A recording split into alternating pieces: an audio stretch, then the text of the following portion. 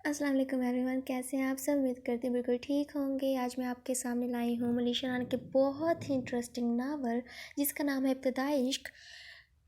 आपको आज ये बहुत बहुत पसंद आने वाला है। तो चलें हम उसे आज पढ़ना शुरू करते हैं, लेकिन उससे पहले आपको हमारे चैनल को सब्सक्राइब करना है और साथ ही बेल आइकन को प्रेस और वीडियो को लाइक करके कमेंट भी आपने लाजमी करना है।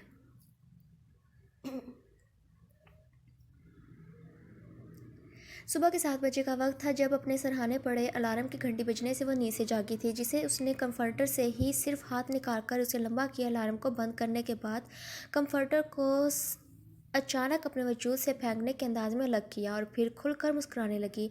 ये खुशी एक अनोखी ही खुशी थी जो उसे अपने पसंदीदा काम से हमेशा हासिल होती थी।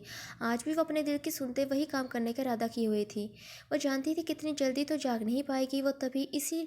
तभी उसने अलार्म सेट किया और अब जब वो नींद से उठ गई थी तो एक लंबी सांस हवा के सुपुर्द करते वो अंगड़ाई लेती अपने पैरों को ज़मीन से नीचे उतारकर बगैर स्लीपर्स पहने वार्डरोब तक गई।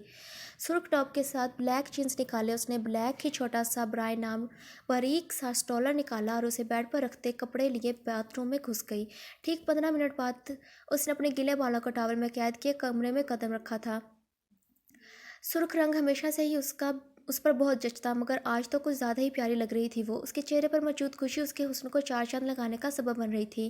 ड्रेसिंग टेबल के सामने आकर ट्रावल से अपने बालों को आज़ाद करने के बाद उसने हेयर ड्रायर से अपने बालों को खुश्क किया और फिर इनकी एक ऊंची पोनी करने के बाद हल्का सा मेकअप किया। शू रैक तक गई और वहाँ से रेड हाई हील निकाल कर उसे पैरों में पहनती अपना दुपट्टा बेड से उठाकर गले में स्कार्फ की तरह डाल के वो अपने कमरे से बाहर निकल गई। तब तक घड़ी 8 का हिस्सा दिखाने लगी थी। अपने कमरे से निकलकर उसका रुख कुछ फासले पर मौजूद कमरे की तरफ था, जहां पहुंचते ही उसने दरवाजे को नॉक किया। परी, जल्दी उठो, कितना सोती हो यार तुम, अब जागो नींद से मेरी स्लीपिंग ब्यूटी। तुम हमें बहुत देर हो रही है यार, जानती हो ना तुम कि अगर हम जल्दी जाएंगे तो ही रात से होने से पहले वापस घर आ जाएंगे। अब चलो भी, दरवाज़ा खोलो। ये लड़की जानबूझकर अंदर से दरवाज़ा लॉक करके सोती है ताकि मैं इसे उठा ना सकूँ, लेकिन मैं भी तुम्हारी ही बहन हूँ प्रीशा मैडम, दरवाज़ा खोलो अभी। अरीशा प्रीशा को पुकारते हुए ज़ोर ज़ोर से दरवाजे को ठोकरें मारने लगी, जिससे प्रीशा ने तो ना तो उठना ही था। अब इतना शोर में भला कोई कैसे सो सकता है। तौबा है अर्शी, उठ गई हूँ, अब हो जाओ खुश। खुद तो पता नहीं क्यों तुम्हें नींद नहीं आती, दूसरों का भी सोना बर्दाश्त नहीं होता तुमसे। कुछ देर बाद हड़बड़ाहट में बेड से गिरते पड़ते दरवाजे तक पहुँचने के बाद उसे खोलते अपनी जमाई रोकते हुए मुंह बनाए प्रीशा अरीशा से बोली, जो कि अब उसे आंखों में ढेरों शरारत लिए देख रही थी। हाँ तो क्या, अब कोई एहसान तो नहीं किया तुमने मुझ पर? ये दुखी रूह वाला चेहरा बनाने के बजाय चलो जाओ और तैयार भी हो जाओ, तब तक मैं नाश्ता कर लूँ। ऋषा का गाल खींचकर उसे तैयार होने का कहते ऋषा वहाँ से पलट कर नीचे लॉन्च की तरफ चल पड़ी, जबकि प्रीशा अब खुद भी तैयार होने लगी। अभी ऋषा अपने बाबा हमीद इरफानी के साथ बैठकर नाश्ता करने में ही मसरूफ़ थी कि इतने में प्रीशा भी अच्छे से तैयार होकर उन्हीं के पास आ गई और अपनी कुर्सी खींचकर बैठते अपनी प्लेट में ऑमलेट के साथ ब्रेड के स्लाइस रखे चुपचाप नाश्ता करने लगी। बाबा, इसे तो रात को जगा कर रखना चाहिए, वरना अगर एक मरतबा ये सो गई तो दोबारा इसे उठाना तकरीबन नामुमकिन काम है। बस कर दर्शी, उठ गई हूँ ना, तुम तो शिकायतें लगाना बंद करो अब। तुम तो ऐसे बिहेव कर रही हो जैसे पता नहीं ऐसा कौन सा ज़रूरी काम करने जा रही हो। रिशाक हमीद साहब के सामने परीक्षा का जिक्र उसे मज़ीद चिढ़ा गया। तभी वह संजीदगी से मुँह बनाए उसे बोली, पर ये बहुत ज़रूरी काम है मेरे लिए। जिस एनजीओ को बाबा डोनेट करते हैं उनके साथ हम जाकर जगह जगह बच्चों को सिखाएंगे कि हाथों को साफ़ रखना, खुद साफ़ सुथरा रहना और बहुत सी बातें यार। इस तरह पाकिस्तान के बच्चे तंदुरुस्त रहेंगे। वाट, सफाई निस्फ ईमान है। अरीशा पुरजोश से हंसते हुए प्रीशा को समझाने लगी थी और उसे यूं बोलते देख हमीद साहब का फ़ख्र से सीना चौड़ा हुआ था। वही प्रीशा का मुंह मजीद सूज गया। अर्शी, तुम पागल हो बिल्कुल, पता है तुम्हें? नहीं पता, थैंक यू बताने के लिए। यार अब बस करो, कितना खाओगी, चलो भी। ओके बाबा, bye and love you. Risha खुद खड़ी होती ज़बरदस्ती खींचकर प्रीशा को भी खड़ा करती उसे अपने साथ लेकर घर से निकल गई और हमीद साहब मोहब्बत भरी नज़रों से दोनों को जाता हुआ देखने लगे। माशाल्लाह मेरी बच्चियाँ कितनी प्यारी हैं, ऐसा तो लगता ही नहीं कि ये दोनों कज़नें हैं, सगी बहनें नहीं। कितनी मोहब्बत है इनकी आपस में। बस ऐ मेरे परवरदिगार, हमेशा इन दोनों में यूं ही मोहब्बत कायम रखना। घर से निकल इन दोनों के निकलते ही हमीद साहब ने सच्चे दिल से दुआ की और ख़ुद भी अपने कमरे में जाकर ऑफिस जाने के लिए तैयार होने लगे। पोर्च में जैसे ही वो आई तो ड्राइवर ने उन्हें देखकर गाड़ी स्टार्ट कर दी और फिर इन दोनों के बैठते ही वो गाड़ी लिए सफ़र के लिए रवाना हो गया। वो तेज़ी से अपनी मंजिल तय कर रहे थे जब अचानक बीच रास्ते में पेट्रोल पंप पर ऋषा ने तेज़ी से बोलते गाड़ी रुकवा ली। अब क्या हो गया अर्शी, अब क्या लेट नहीं हो रही तुम्हें? ऋषि ने ऋषा को गाड़ी से उतरते देख उससे सवाल किया। परी, हम इस गाड़ी में नहीं बल्कि उस गाड़ी में जाएंगे, चलो अब उतरो तुम भी। ऋषि को गाड़ी से उतरने का हुक्म देते ऋषा अपने सामने खड़े एक लड़के जिसकी पीठ उनकी तरफ थी उसकी तरफ दौड़ पड़ी और मजीद उसके करीब होते पीछे से उसे जाकर अपने गले लगा लिया। अरमान, कैसे हो तुम? अरीशा, तुम आ गए, कितनी लेट कर दी यार, कब से मैं यहाँ खड़ा था, देखो मेरा रंग भी अब इस धूप की वजह से काला हो गया है। अरीशा को बाजू से पकड़कर अपने सामने करते अरमान उसे शिकवा करने लगा। ओ मेरा बेबी, सॉरी ना, ये सब इस परी की गलती है, बहुत सुस्त लड़की है ये, और कोई बात नहीं मेरी जान, मुझे तुम काले रंग में भी कबूल हो। अरीशा अरमान के गाल खींचती हंसते हुए बोली थी। वहीं अरीशा की अरमान के साथ ऐसी हरकतें देख प्रीशा अजीब सी नज़रों से उन्हें देख रही थी, क्योंकि प्रीशा भी अरमान को पसंद करती थी, लेकिन प्रीशा को वो कभी मिल नहीं सकता था। वजह से वो वाकिफ़ थी कि अरीशा और अरमान एक दूसरे से बहुत मोहब्बत करते थे। प्रीशा बचपन में अपने माँ बाप के इंतकाल कर जाने के बाद अपने मामू के घर रहने लग गई थी, क्योंकि सिंपल सी थी वो, इसी वजह से हर जगह उसे टेंशन ना मिल पाती। और ऋषा खूबसूरत होने के साथ साथ कॉन्फिडेंट और बहुत स्टाइलिश किस्म की लड़की थी, जिसे देख हर कोई इसका दीवाना हो जाता, लेकिन वो सिर्फ और सिर्फ अरमान को ही चाहती थी, जो कि उसके साथ एक ही कॉलेज में पढ़ता था। कुछ देर बाद खाने पीने के कुछ अशिया लेकर अब अरमान, प्रीशा और अरीशा तीनों गाड़ी में बैठकर अपनी मंजिल की तरफ जाने लग गए। रास्ते में भी क्योंकि अरीशा फ्रंट सीट पर अरमान के साथ बैठी हुई थी, तो वो जैसे जैसे खुद कुछ खाती पीती वो अपने हाथों से अरमान को भी खिला रही थी, तो कभी वो उसके साथ बातों बातों में अपनी मोहब्बत का इजहार करती। ये सब बातें और हरकतें प्रीशा का मूड ख़राब करने का बायस बन रही थी, मगर वह खुद पर बंद बातें बस खामोश बैठी रही, वरना अगर उसका बस चलता तो कहीं भाग जाती वो, जहाँ कम अज़ कम उसे ये सब देखना तो ना पड़ता। अच्छा, मैं एनजीओ वालों को कॉल करके तो पूछ लूँ कि वो गांव है कहाँ पर। इस जगह तो पहुँच गए हैं, मगर गांव किस साइड पर है ये मालूम करना है। खाने पीने से फारिग होकर ईशा ने अपना मोबाइल निकाले, किसी को कॉल किया और फिर मोबाइल वापस अपनी जीन्स में डालते अरमान को रास्ता बताने लगी। गांव पहुंचकर वो तीनों एक साथ गाड़ी से नीचे उतरे। अरीशा की तो खुशी का कोई ठिकाना ही नहीं था। गांव काफ़ी बड़ा था, जहां पर बिल्कुल गांव के दरमियान में कैंप लगाकर सभी गांव के बच्चों को बुलाया जा रहा था। वो जगह देखते ही अरीशा जल्दी से वहां गई और खुद बच्चों के हाथों को पकड़ पकड़ कर उन्हें धुलवाने लग गई। साथ साथ उन्हें बताई जा रही थी कि अगर उन्हें तंदुरुस्त रहना है तो अपने इन हाथों को साफ रखना बहुत ज़रूरी है। ऋषा की इन हरकतों पर जहाँ अरमान उसे मोहब्बत भरी नज़रों से देख रहा था, वहीं पर ऋषा की बेजारियाँ से इधर उधर देखे जा रही थी। जहाँ कुछ औरतें एक ग्रोह की सूरत में खड़ी ऋषा को पुरशौक नज़रों से देखने में मसरूफ़ थी। उन्हें ऐसे करते देख शाम हो गई। तब ऋषा ने भी जिद की ऋषा से वापस घर जाने की, जिस पर मिलाकर ऋषा को राज़ी होना ही पड़ा। लेकिन उनके जाने से पहले वहाँ गांव के नंबरदार की बीवी ने कुछ औरतों को भेजा। उन्होंने स्पेशल इन दोनों से सलाम दुआ लेने के बाद नंबरदार के घर होने वाली शादी पर आने का बुलावा दिया था, जिस पर प्रीशा ने तो सिरे से इनकार कर दिया और मान वो भी राज़ी ना था। मगर ईशा उन दोनों से जिद करने लगी वहाँ जाने की। प्लीज़ प्लीज़ चलो ना अरमान, ऐसे इनका दिल टूट जाएगा, कितने मान से बुलाया उन्होंने हमें, और वैसे भी हम भी तो एंजॉय कर लेंगे और थोड़ी रेस्ट भी मिल जाएगी, प्लीज़ चलो ना। ऋषा की ज़िद करने पर अरमान और प्रीशा को भी मानना पड़ा, या ये कहना ज़्यादा बेहतर होगा कि प्रीशा तो मारी बंदी चल पड़ी उनके साथ। और फिर वो तीनों उन्हीं औरतों के साथ नंबरदार की हवेली में चले आए थे। वहाँ पर बहुत ज़्यादा रश था, क्योंकि शादी का घर था। इस बात का अंदाज़ा उसकी सजावट से बाखूबी हो रहा था। आज मेहंदी थी नंबरदार की बेटी की। वहाँ जाते ही ऋषा उस माहौल में घुल मिल सी गई, और ये सब बहुत ज़्यादा इंजॉय कर रही थी वो। चूँकि ऋषा इस वक्त जीन्स टॉप में मौजूद थी, तो सभी लोग ऋषा को अजीब और गरीब नज़रों से घूर रहे थे, क्योंकि वहाँ औरतों के साथ मर्दों की भी शिरकत थी, जो कुछ ज़्यादा ही इंटरेस्ट ले रहे थे ऋषा में। वहाँ पर बहुत ही अमीर और कबीर लोग भी आए हुए थे। अब नंबरदार का ताल्लुक भी तो इन जैसे अमीर लोगों से ही होना था। अरमान इस शोर से दूर जाकर एक इंपॉर्टेंट कार करने चला गया, जबकि प्रीशा एक कोने में जाकर खड़ी हो गई। तब पीछे से एक लड़का बार बार ऋषा के कमर को छूने लगा, जो टॉप की फिटिंग की वजह से साफ वाज़ी दिखाई दे रही थी। एक दो मरतबा तो ऋषा ने गलती से हो गया ये सोचकर उसे इग्नोर कर दिया, लेकिन फिर भी जब वो ना रुका तो गुस्से से पलटी। वो एक जोरदार थप्पड़ उसके लड़के के मुंह पर दे मारा। थप्पड़ की आवाज़ इतनी लाउड थी कि फ़ौरन ढोल को बजाना बंद कर दिया, और सभी की नज़रों का रुख अब ऋषा की ज़ात थी, जो वैसे भी इस वक्त इस महफिल में सभी की नज़रों के सामने आई हुई थी। अब हसीन भी तो इतनी थी वो। क्या मसला है तुम्हारा? हाथों में खुजली हो रही है या बहुत शौक है तुम्हें लड़कियों को टच करने का? चलो अब करो, करो ना टच, फिर मैं तुम्हें बताती हूँ कि तुम जैसों का क्या हासिल करना चाहिए। अरीशा खूनखार नज़रों से उस लड़के को घूरती हुई चीख कर बोली थी। वहीं प्रीशा तेज़ी से उसके पास चली आई। वो लड़का भी कोई आम सा देहाती नहीं, बल्कि एमएनए का बेटा था।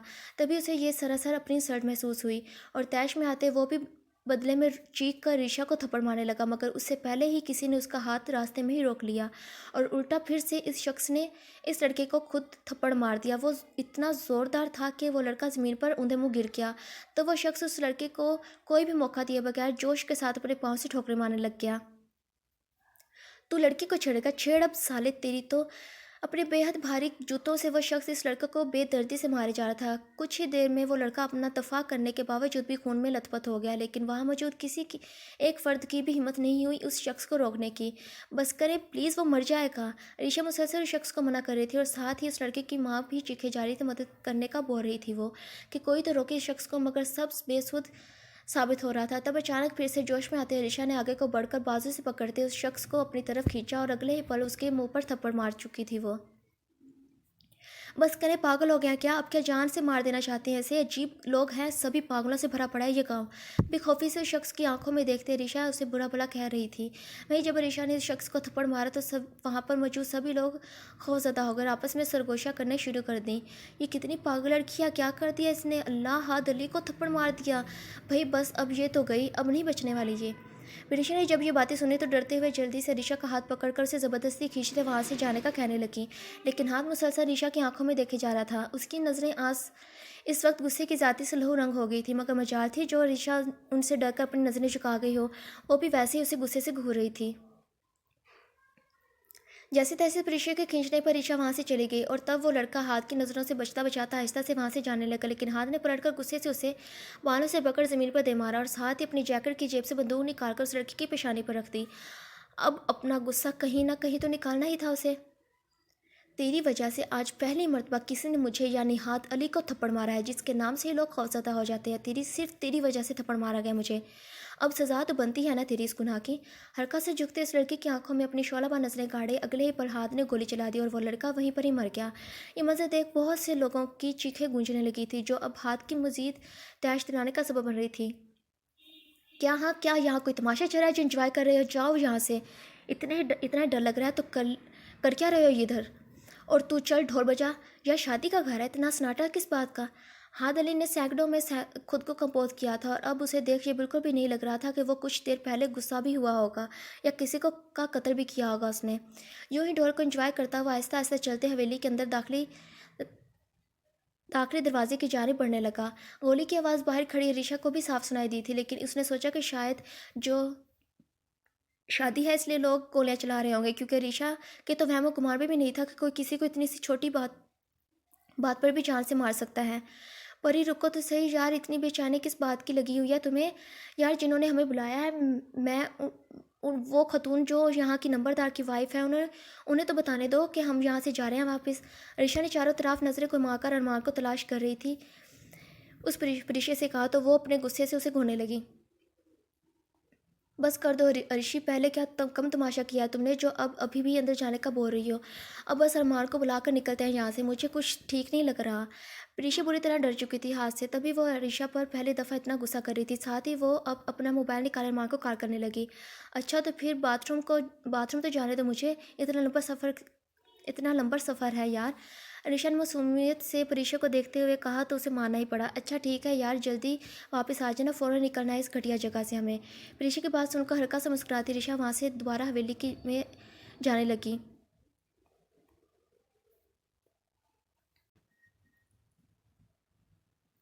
कि अभी उसने चंद कदम ही हवेली के अंदर रखे होंगे जब वो बुरी तरह हाथ के साथ टकरा गई। क्या है अब? क्या आपको दिखाई देना भी बंद हो गया जो टकराते फिर रहे हैं? ओ हेलो, क्या क्या देख क्या रहे हैं मुझे? सच में सभी मुल्क के पागलों ने यहीं पर ही डेरा लगा रखा है। हटे अब। हाथ को बातें सुनाती वो खुद मुंह के जावे बनाती हवेली के अंदर जाने लगी। तभी हाथ ने एक झटके के साथ ऋषा के बाजू को कोहनी के करीब से पकड़ा और उसे खींचते हुए अपने साथ हवेली के अंदर ले जाने लग गया। छोड़ो मेरी बाजू, तुम्हारी हिम्मत कैसे मुझे छूने की? छोड़ो मुझे, वरना कत्ल कर दूंगी तुम्हारा। ऋषा को हाथ के साथ मौजूद पाकर सभी लोग हैरान और परेशान होकर साग से खड़े उन्हें देख रहे थे, जबकि कुछ आपस में बातें करने लगे। अरे हम तो कह रहे थे अब हाथ साहब नहीं इसे छोड़ने वाले, पहले इस लड़की को मार दिया, अब ये लड़की पहुंच जाएगी ऊपर। ऋषा अपनी बाजू पर मौजूद हाथ की सख्त गिरफ्त को छुड़वाने की बहुत कोशिश कर रही थी, लेकिन हाथ का मजबूत हाथ ऋषा को भला कैसे छोड़ देता। यूं ही उससे लिए वो ऋषा को एक कमरे में ले गया और उसकी बाजू को छोड़कर वो फौरन दरवाज़ा अंदर से लॉक कर चुका था। ये क्या बदतमीजी है जाहिर कहें कि no no no no, actually आप ठरकी किस्म के इंसान हो जो लड़कियों को देखकर पागल हो गए हो। समझते क्या आखिर तुम खुद को बोलो, तुम्हें नहीं मालूम कि मैं किन की बेटी हूँ और तुम्हें इस हरकत की क्या सज़ा मिल सकती है। इसलिए चुपचाप ये दरवाज़ा खोलो वरना तुम्हारे साथ मैं वो करूँगी कि हर कोई डरेगा किस लड़की के साथ बदतमीजी करते हुए। कमरे के दरमियान में खड़ी ऋषा गुस्से से दरवाजे के करीब खड़े हाथ को धमकी देने लगी, जिसका असर क्या ही होना था उसे। वो तो शौक नज़रों के साथ उसे देखने में मसरूफ था। वहीं अपनी बात का कोई असर ना होता देख अरीशा खुद दरवाजे की तरफ बढ़ी और दरवाज़ा खोलने की कोशिश करने लगी। जब अगले ही पल हाथ ने अरीशा को पकड़कर दरवाजे के साथ लगा दिया और उसकी बाजों को ऊंचा किए ऊपर की जानब अपने एक हाथ में पकड़ लिया। बहुत बहादुर हो ना तुम, बोलो मज़ा आया थप्पड़ लगाकर। अरीशा के चेहरे के करीब होते वो उससे सवाल कर रहा था तो अरीशा को भी थोड़ी शर्मिंदगी होने लगी, या फिर ये डर था हाथ अली का जो वो गुस्सा भुलाए नॉर्मल सी हो गई। ओह अच्छा, तो वो थप्पड़ की वजह से ऐसा कर रही हैं आप। ओके सॉरी, लेकिन अब क्या मानना चाहते हैं आप मुझे इसे वैसे आप रुक भी तो नहीं रहे थे। अब प्लीज़ मुझे जाने दें, मैंने सॉरी कर दी है आपको, बस तो बात ख़त्म। अलीशा के माजत करने पर बगैर कुछ बोले हाथ मुस्कुरा कर उसके चेहरे पर झुकने लगा। No no no please.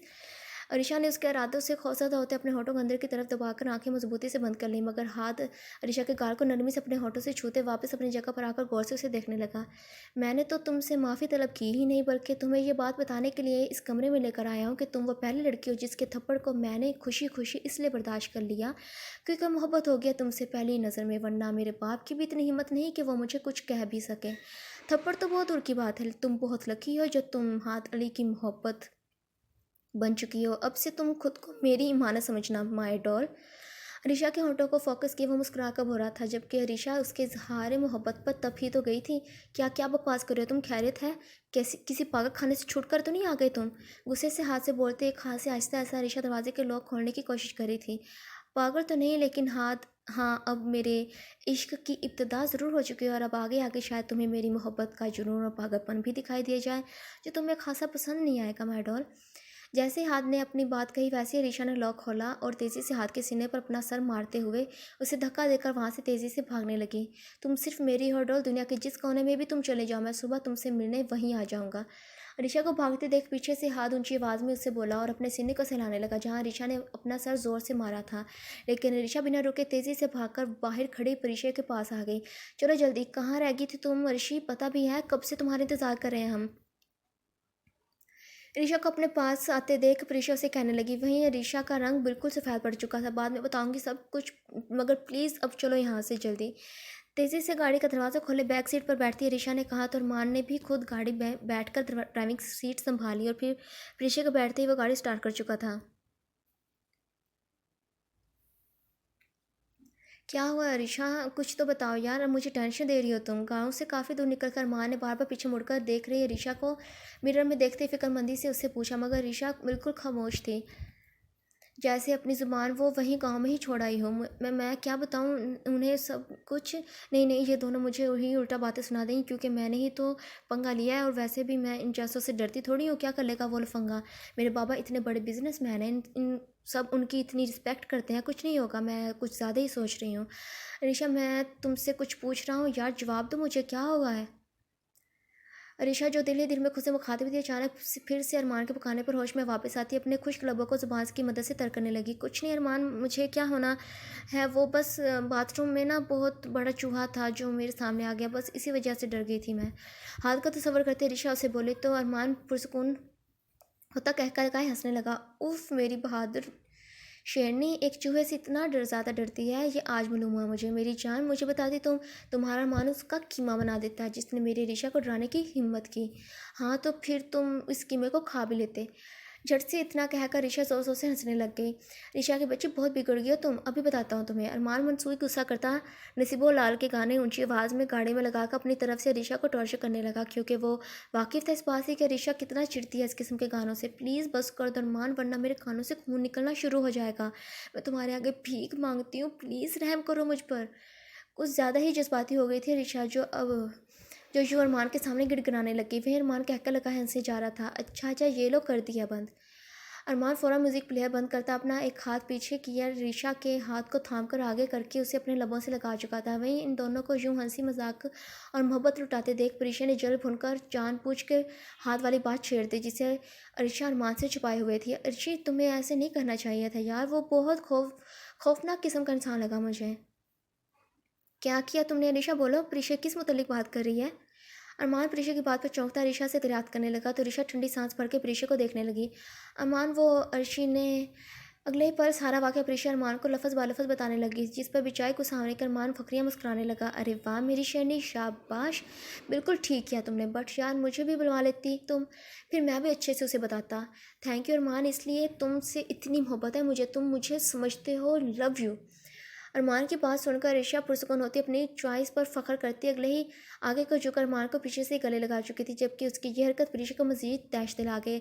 आखिर कैसी इतनी मोहब्बत कोई किसी से कर सकता है? आज उसे ऋषा से बहुत जलन हो रही थी, जिसे अरमान इतनी मोहब्बत करने वाला शख्स बिन मांगे ही मिल गया था।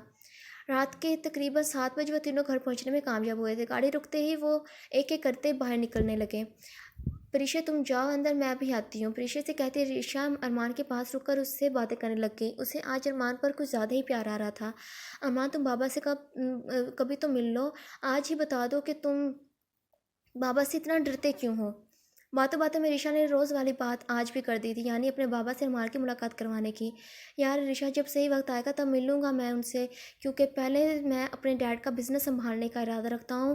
पहले खुद सेटल हो जाऊँ यार, फिर डायरेक्ट रिश्ता लेकर ही आऊँगा तुम्हारे बाबा के पास। अच्छा, अब तो एक प्यारी सी पारी दे दो मुझे मेरी शेरनी। ऋषा का ध्यान बांटने को अरमान ने जानबूझकर राकिन में ऐसी बात की, जिस पर वो ब्लश करने लगी।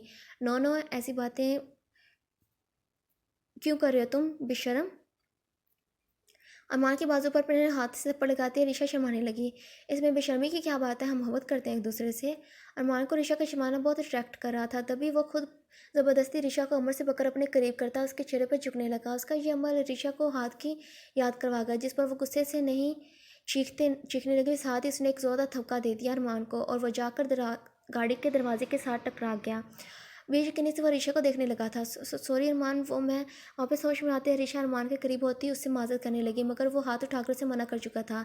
यार सीधी तरह मना कर देती, धक्का देने का कोई मतलब तो नहीं बनता। पेशानी पर बड़ डाले संजीदगी से ऋषा से कहकर उससे नाराज़ होकर अरमान वहाँ से फ़ौरन गाड़ी स्टार्ट के चला गया और ऋषा खुद को कोसती ख़राब मूड के साथ अपने घर में दाखिल हो गई।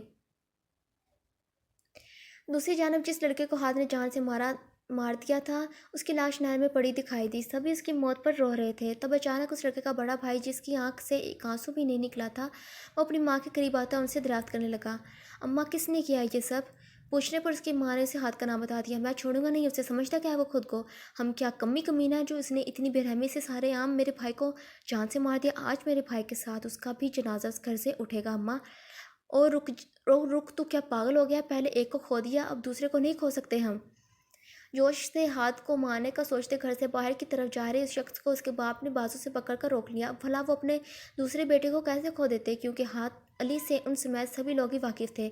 तो क्या अब्बा, मैं अपने भाई के कातिल को यूँ सरेआम जिंदा फिरने दूँ? इतनी हिम्मत तो सब्र नहीं है मुझ में अब्बा। तो और क्या कर सकते हैं हम? तो इस मामले से दूर ही रह, समझा, वरना मुझसे बुरा और कोई नहीं होगा। हाथ अली की दहशत ही इतनी ज़्यादा थी कि कोई भी इसके खिलाफ खड़े होने की खुद में हिम्मत नहीं रखता था। इसी वजह से वो भी खामोश हो गए। रात का वक्त था जब हाथ अपने घर में बैठा ऋषा की तस्वीरों को दीवानावार देखे जा रहा था, जो कि उसे ऋषा के इंस्टाग्राम पर मिली थी। वहीं ही ऋषा ने अपना एड्रेस भी बताया हुआ था, जिसे देख हाथ जोर जोर से हंसने लग गया। यार, मतलब कि इतनी आसानी से मुझे तुम्हारे घर का एड्रेस भी मिल गया? यार अब देख लो डॉल, खुदा भी हमें मिलवाना चाहते हैं। अभी वो यूं ही ऋषा की तस्वीर को अपने हाथ में मौजूद मोबाइल पर देख कर बोर ही रहा था, जब अचानक हाथ की नज़र ऋषा की एक तस्वीर पर गई, जो कि उसने अरमान के साथ लगाई हुई थी और साथ ही ये भी लिखा हुआ था, मेरा हीरो। ऋषा की तस्वीर के साथ उसे अपना हीरो लिखना हाथ को शदीद तैश दिला गया, जिसका इजहार उसने अपने मोबाइल को ज़मीन पर पटक कर दिया। ऋषा, तुम्हारा हीरो सिर्फ और सिर्फ एक ही है, हाथ अली, सिर्फ और सिर्फ हाथ अली। अब इस विलन को तो निकालना ही पड़ेगा हमारी लव लाइफ से। अभी हाथ मुंह में बड़बड़ा रहा था जब अचानक उसके पीछे से किसी ने उसकी आंखों पर अपने दोनों हाथ रख दिए। बताएं कौन हूँ मैं? इस पूछे गए सवाल पर हाथ के मुंह से सिर्फ एक ही नाम निकला, अरीशा। जिस पर हाथ की बहन मीनार गुस्से से अपने हाथ उसकी आंखों से हटाकर खुद उसके सामने आती उसे घूरने लगी। भाई, ये रीशा कौन है? आपकी बहन इतने अरसे बाद पाकिस्तान आई है और आप हैं कि अपनी बहन को भूल भी गए? बातें ज़रा मुझे बताएं ज़रा, कौन है ये रीशा? अपनी कमर पर दोनों हाथ रखे मुंह फुलाकर मीनार उससे अरीशा का दरियाद करने लगी। वहीं उसे देख फौरन हाथ सोफे से उठ खड़ा हुआ। सॉरी सॉरी बच्चे, तुम कब आए इधर? और यार बताया भी नहीं तुमने मुझे। मीनार के करीब होते उसे अपने सीने से लगाते वो उसके सर पर बोसा देकर उसे बोला, भाई अगर बताकर आती इधर तो आपका ये सच कैसे पता चलता? बताए ना, ये ऋषा कौन है? कहीं मेरी होने वाली भाभी तो नहीं? रोशन आंखों के साथ वो हाथ से असल बात पूछ रही थी, जो उसे चौंकाई तो उठी थी, क्योंकि हाथ जैसे इंसान के मुंह से किसी लड़की का नाम सुनना एक नामुमकिन सा अमल था। बिल्कुल ठीक अंदाज़ा लगाया तुमने। अब बस तुम शादी की तैयारियां शुरू कर लो गुड़िया, क्योंकि तुम्हारे भाई की शादी बहुत जल्द होने वाली है। भाई सच में ना, वैसे बड़े जालिम है भाई आप। अगर मैं ना आती तो शायद आप मेरे पीछे से शादी भी कर लेते और मुझे खबर तक ना होती। मीनार का मुंह एक मरतबा फिर से फूल गया था। ऐसा हो सकता है भला यार, मुझे लंदन जाकर ही क्यों ना शादी करनी पड़ती, मगर तुम्हारे बगैर मेरी खुशी अधूरी है। शादी में मेरी इकलौती बहन शामिल नहीं होगी, वो फिर शादी कैसी? हाथ के हर अंदाज से मीनार के लिए मोहब्बत जाहिर थी। मैं जानती हूँ मेरे भाई दुनिया के सबसे बेस्ट भाई हैं। अच्छा, अब जल्दी से फ्रेश हो जाओ, फिर दोनों मिलकर खाना खाते हैं। जाओ जल्दी। मीनार के बालों में अपना हाथ फेरते हाथ उससे बोला तो वो मुस्कुरा पड़ी। अच्छा भाई, पहले मैं बाबा से मिल लूँ, फिर फ्रेश हो जाऊँगी। क्यों, इनसे क्यों मिलना है तुमने? अपने वालिद के ज़िक्र पर हाथ का मूड सैकड़ों में ख़राब हुआ था। भाई आप नाराज़ होंगे बाबा से, पर मैं नहीं हूँ। आखिर है तो वो हमारे बाबा ही।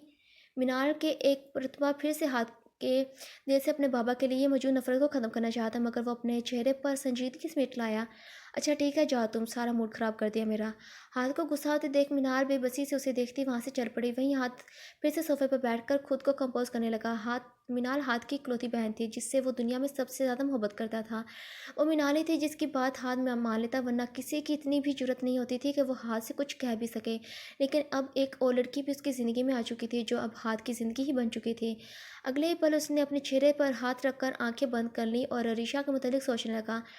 अरीशा, अभी तक मुझे तुम्हारी मौजूदगी का एहसास अपने वजूद में महसूस हो रहा है। ये रात गुजारनी शायद मेरे लिए बहुत मुश्किल होने वाली है यार, क्योंकि सुबह तुमसे मिलने की बेचैनी मुझे सोने नहीं देगी। यार आज मेरी बहन इतने अरसे बाद वापस घर आई है, लेकिन इतनी खुशी मुझे उसके आने से नहीं हुई जितनी हम तुम्हारे बारे में सोच सोच कर हो रही है। क्या कर दिया तुमने अरीशा? ये हाथ अब खुद को हमेशा के लिए तुम्हारे हवाले कर चुका है। झट से अपनी आंखें खोलकर वह एक खूबसूरत मुस्कुराहट अपने चेहरे पर सजाए खुद भी उठकर फ्रेश होने के इरादे से अपने कमरे की तरफ चल पड़ा। रात को के वक्त जहाँ परिशे ने खाना खाने से इनकार कर दिया, वजह अरीशा और अरमान की मोहब्बत से उसका मूड ख़राब हो जाना था।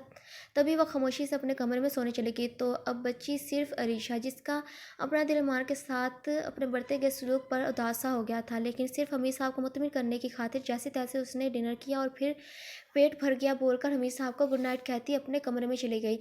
बार बार करवटें बदलने के बाद भी शायद शदीद बेचैनी की बदौलत वो सो नहीं पा रही थी, तो इसने अरमान को कॉल करने का सोचा, मगर फिर खुद की सोच की ही नफ़ी करती वो फिर से सोने की कोशिश करने लगी, जिसमें बिलाखिर वो कामयाबी हो गई थी। अभी मुश्किल से उसे सोए 1 घंटा ही हुआ होगा जब अचानक से उसे एक खौफनाक ख्वाब आया, जिसमें हाथ उसके घर आ गया था। ऋषा इस कदर खौफजदा हुई कि एक चीख के साथ नींद से जाग गई।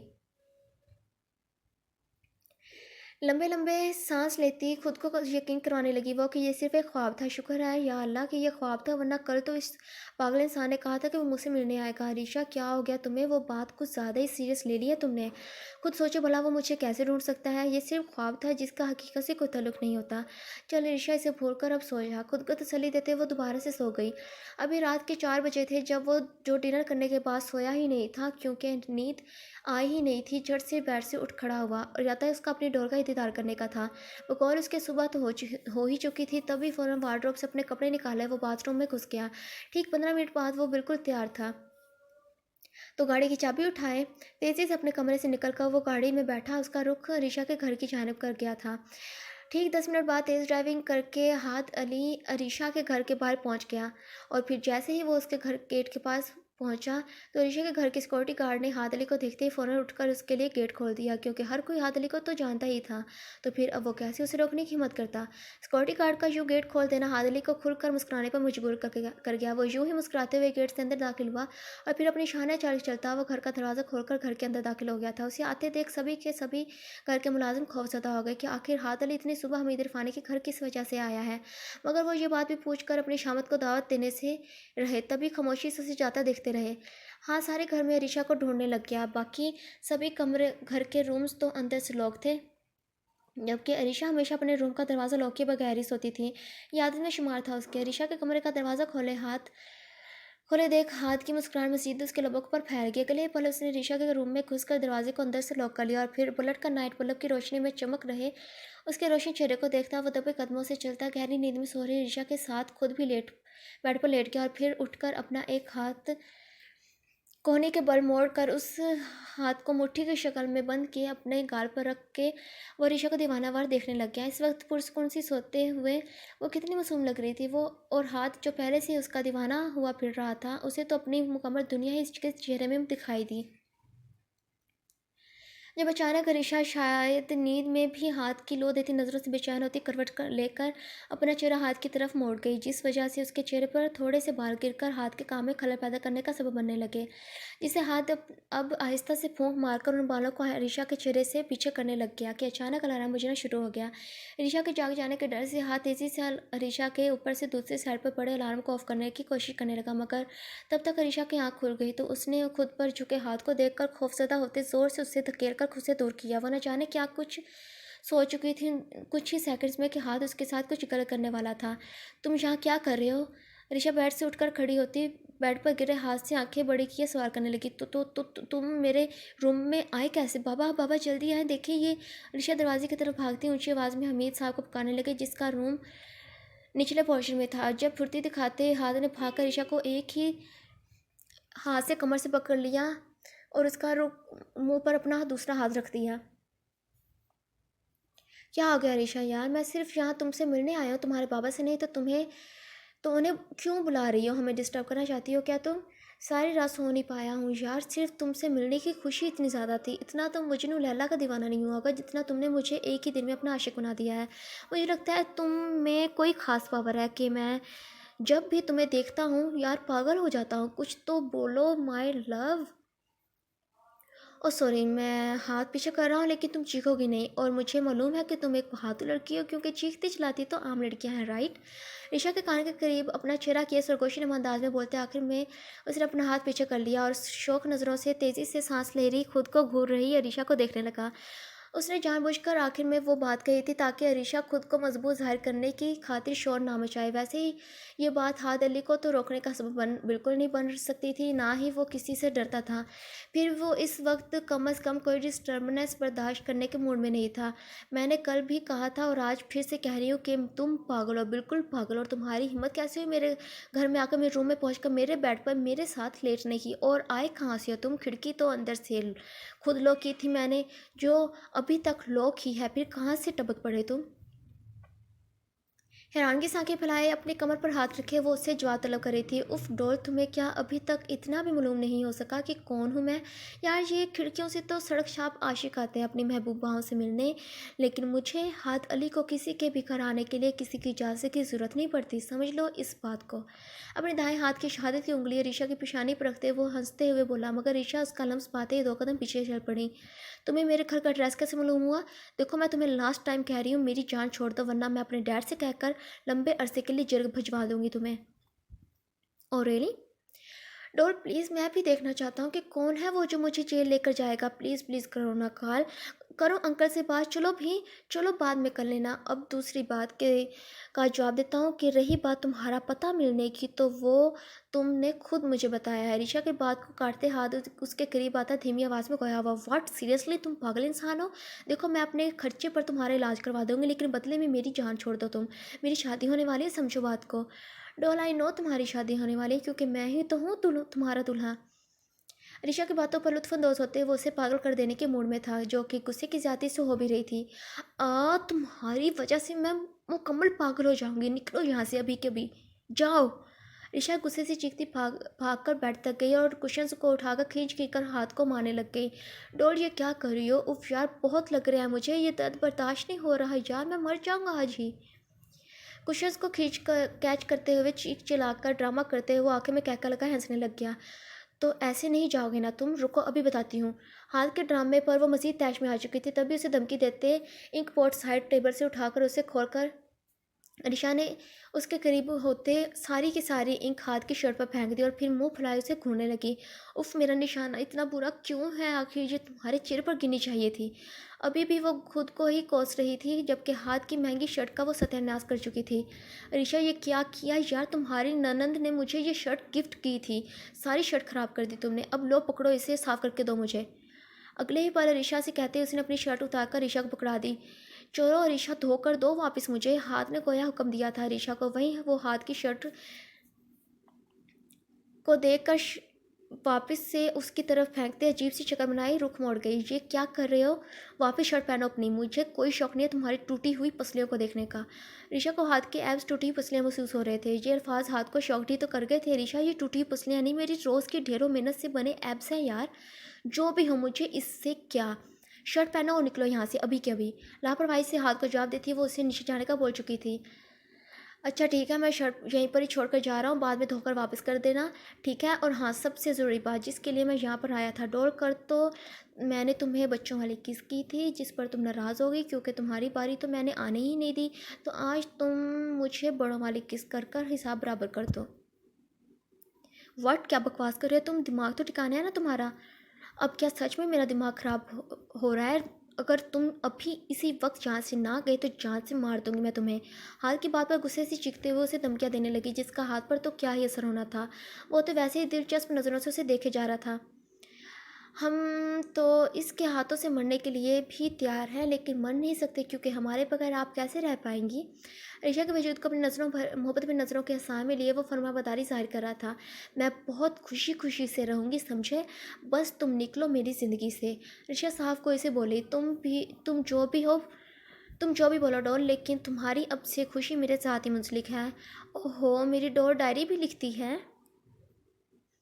ऋषा से बात करते करते अचानक नज़र ड्रा पर पड़ने से हाथ ड्रा से डायरी निकाल कर देखने लग गया, जिसमें बचपन से लेकर अब तक जो जो भी ऋषा के साथ होता रहा वो सब उसमें लिखा हुआ था, जिसे अब दिलचस्पी से हाथ पढ़ने में मसरूफ़ हो चुका था।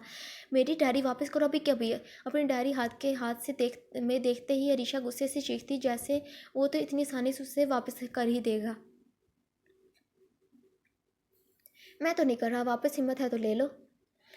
हाथ के चैलेंज करने पर ईशा उसके करीब होते उछल उछल कर हाथ के हाथ से डायरी लेने की कोशिश करने लगी, लेकिन हाथ जैसे ऊंचे लंबे शख्स के हाथ से अपनी डायरी ले पाना ऋषा के बस में की तो बात बिल्कुल नहीं थी। रुको तुम।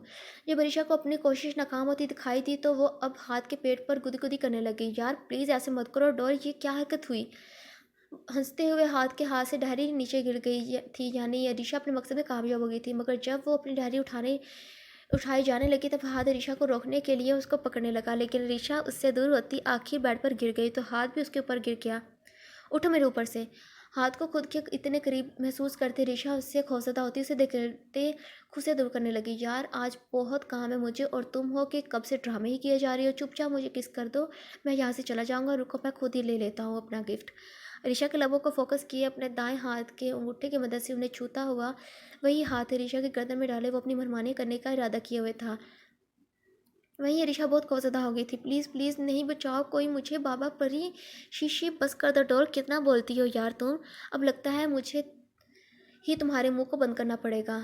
अपने अंदाज में हाथ के मारने की बात पर पहले तो ऋषा ने अपने वजूद का मुकम्मल जोर लगाए उसे खुद से दूर करना चाहा, मगर नाकामी मिलने की सूरत में वो बेबसी समेत खौफ के साथ अपनी आंखें बंद कर चुकी थी। और हाथ ने जब उसकी ऐसी हालत देखी तो मुस्कुराकर अपनी उंगलियों को जोड़ पहले अपने होठों से उन्हें छुआ और फिर वही उंगलियां ऋषा के होठों पर रख दी। जब तक मैं तुम्हारा महरम नहीं बन जाता तब तक के लिए सिर्फ ऐसे ही किस करूँगा, और जब मैं तुम्हारा शोहर बन जाऊँगा तो फिर तुम्हारी इजाज़त की भी मुझे ज़रूरत नहीं होगी माय लव। अब मैं फ़िलहाल के लिए यहाँ से जा रहा हूँ तो शाम को आऊँगा बाकायदा रिश्ता लेकर, और प्लीज़ ये शर्ट साफ़ कर देना। ईशा को कहने के साथ ही वो वहाँ उससे अलग होता बिना शर्ट पहने ही कमरे से बाहर निकलकर सीढ़ियाँ उतरने लगा। अभी तक प्रीशा और हमीद साहब उठे नहीं थे, और अगर उठ भी जाते तो भला उसे क्या फ़र्क पड़ना था। यूँ ही घर से बाहर निकले, अपनी गाड़ी में बैठ कर उसे स्टार्ट किए वो वहाँ से चला गया।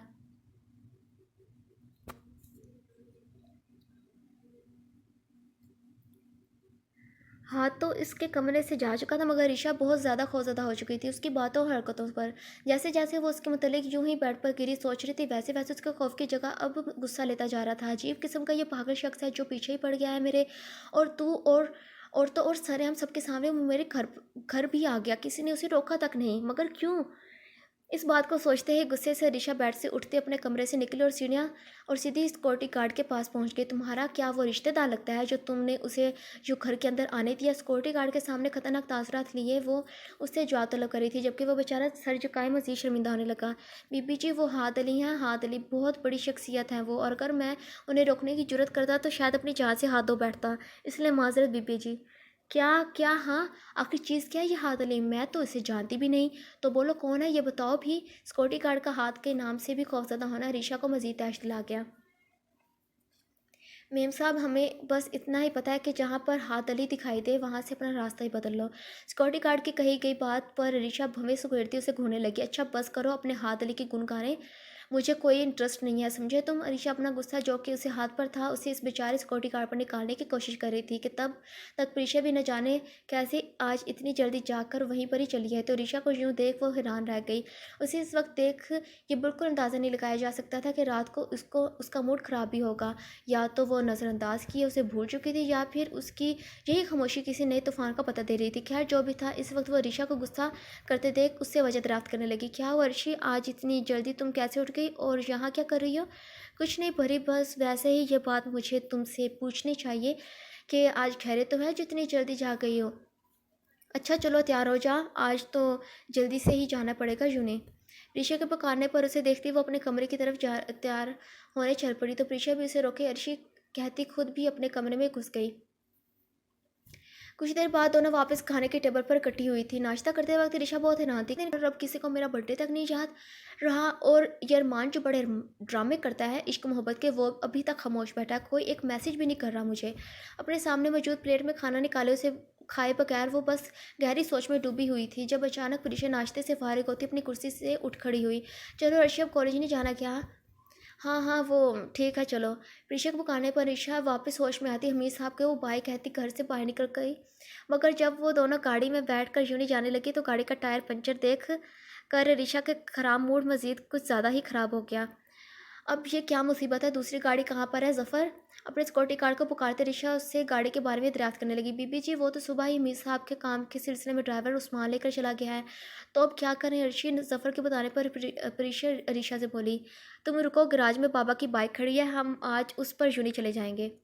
चलो जल्दी बैठ जाओ परी।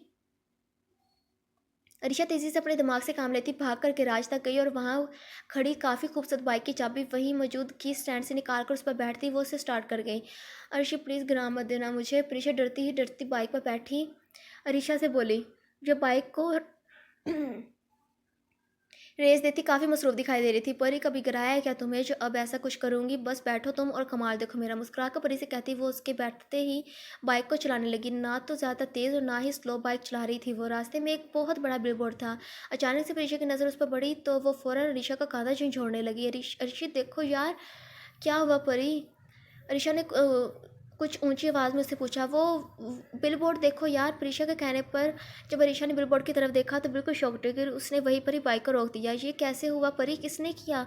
बिलबोर्ड को सताइशी नज़रों से देखती वो मैं यकीनी से बोली, क्योंकि बिलबोर्ड पर बहुत बड़ी अरीशा की तस्वीर लगी हुई थी और साथ लिखा हुआ था हैप्पी बर्थडे माय डॉल। ये किसने किया यार? कौन करेगा? ज़रूर अरमान ने किया होगा। उफ उफ, मैं क्या कहीं खुशी से पागल वागल ना हो जाऊँ। बस चलो जल्दी यूँ पहुँचते हैं, तब इससे पूछती हूँ ड्रामेबाज कहीं का। जैसे तैसे अरीशा गाड़ी को आगे को बढ़ती जा रही थी, वैसे वैसे हर जगह उसकी तस्वीरें लगी हुई थी। परी, अब मैं कहीं बेहोश ना हो जाऊँ। कसम से मेरा सारा मूड ठीक कर दिया मेरे अरमान ने। मुझे इतनी खुशी हो रही है कि क्या बताऊँ। इस वक्त ऋषा की खुशी संभाले नहीं संभली थी। कुछ ही देर में वो यूनिवर्सिटी पहुंचते में कामयाब हो गई। जल्दी से बाइक को स्टैंड पर लगाकर वो अरमान को ढूंढने लगी जो उसे दूर खड़ा दिखाई दिया। उसे देखते ही वो दौड़कर उस तक गई और ज़ोर से उसे अपने गले लगा लिया। थैंक यू सो मच अरमान, मुझे इतना बड़ा गिफ्ट देने के लिए दिल कर रहा है खुशी के मारे आज तुम्हें खा जाऊँ। हंसते हुए अरमान के गाल को खींचती वो लाड से बोली। वहीं अरमान उसकी बात पे हैरान था। ऐसा क्या हो गया ऋषा जो तुम इतना खुश हो? अभी भी ड्रामे कर रहे हो गंदे। यार मुझे इतना बड़ा बर्थडे गिफ्ट देने के लिए आज इतनी खुश हूँ मैं। और किस लिए अरमान? ऋषा अभी भी हंसते हुए ही बोल रही थी। ऋषा यार, क्या तुम्हें कैसे पता चला? सारा प्लान खराब कर दिया तुमने। इतनी मेहनत से टीचर से परमिशन लेकर हमने रूम से जाया था और तुम। नहीं, ये वाला नहीं अरमान, वो जो रास्ते में तुमने किया। अब की मर्तबा ऋषा थोड़ी संजीदगी इख्तियार की उसे गोया हुई थी। क्या मैंने क्या किया ऋषा? अरमान बहुत तहम्मुल से ऋषा को कांधों से थामे उससे पूछ रहा था रात को कैसे वो उससे नाराज़ हो चुका था और अब वो कैसे अपनी मोहब्बत में रूम से जाके ऋषा को सरप्राइज़ देने का इरादा किए हुए था। अरमान, तुमने सारी जगह मेरी तस्वीरें लगाई हुई थी, हर बिलबोर्ड, हर जगह, हर तरफ। ऋषा चीखते हुए अरमान से बोली। इसे लग रहा था कि वो जानबूझकर उसे बेवकूफ़ बना रहा है। मैंने कब क्या कह रही हो ऋषा तुम? अरमान, मजाक मत बनाओ प्लीज़। ऋषा उसके बार बार मना करने पर चिढ़कर बोली। कसम से ऋषा, मुझे नहीं पता तुम किस बारे में कह रही हो। ऋषा को जवाब देते अरमान ने खुद हैरानगी से बाहर जाकर देखा तो सच में हर जगह ऋषा की तस्वीरों को देखकर वो हैरान हो गया। ऋषा, अब ये किसने किया? कहीं तुम्हारे बाबा ने तो नहीं? नहीं, वो क्यों करेंगे ऐसे? ऋषा के दिमाग में हाथ ही तो आया, वही कर सकता है ये हरकत, और उसे ढोर भी तो वही कहता था। ऋषा, तुम रुको, मैं मालूम कर लूँगा, लेकिन प्लीज़ पहले तुम केक काट लो वरना भुक्कड़ रेस्टोरेंट सारा केक खा जाएंगे।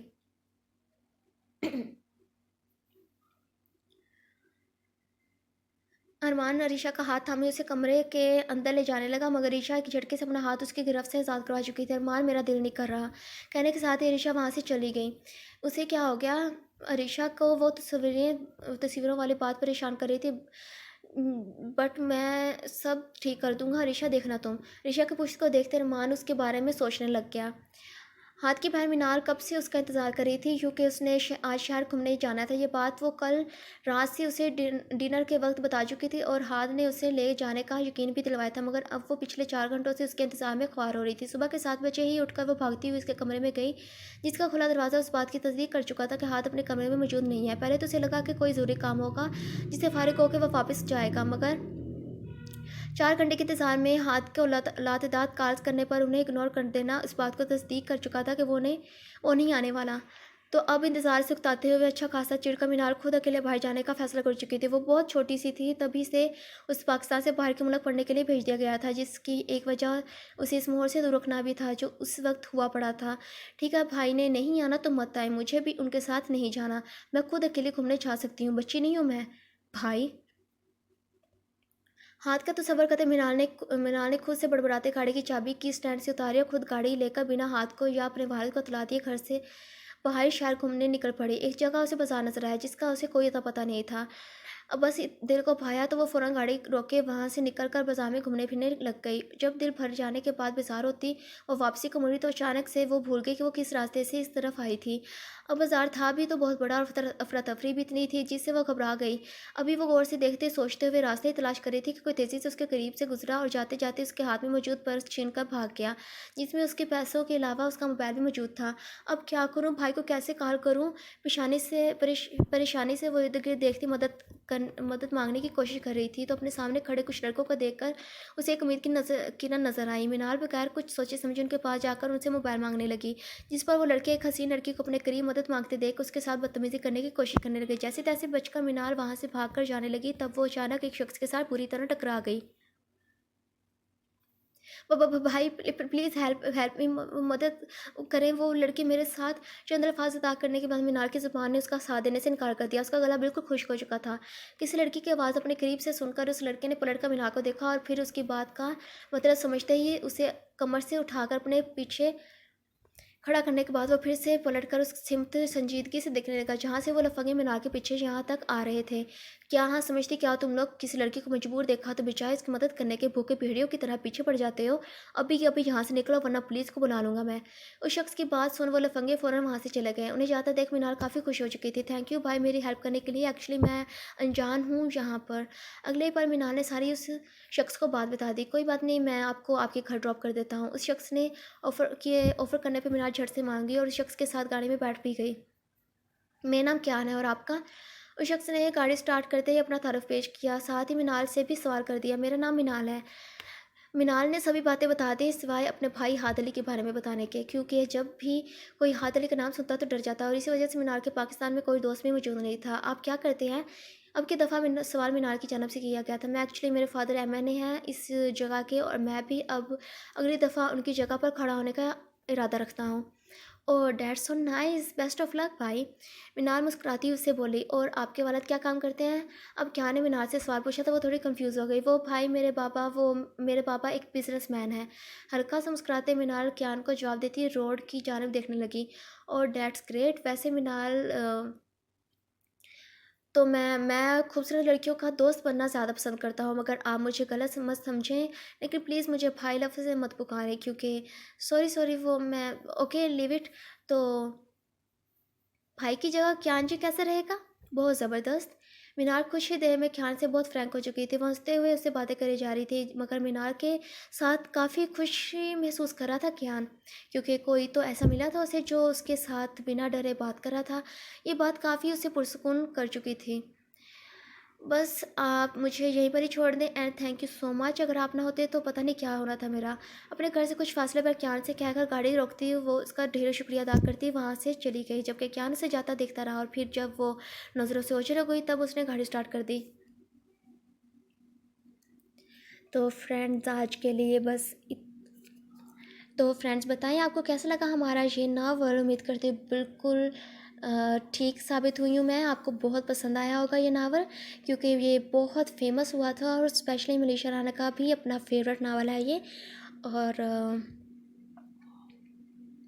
हमारे चैनल को आपने सब्सक्राइब लाजमी करना है, ताकि आपके सामने यूँ ही अच्छे अच्छे नावल्स को हम पेश करते रहें।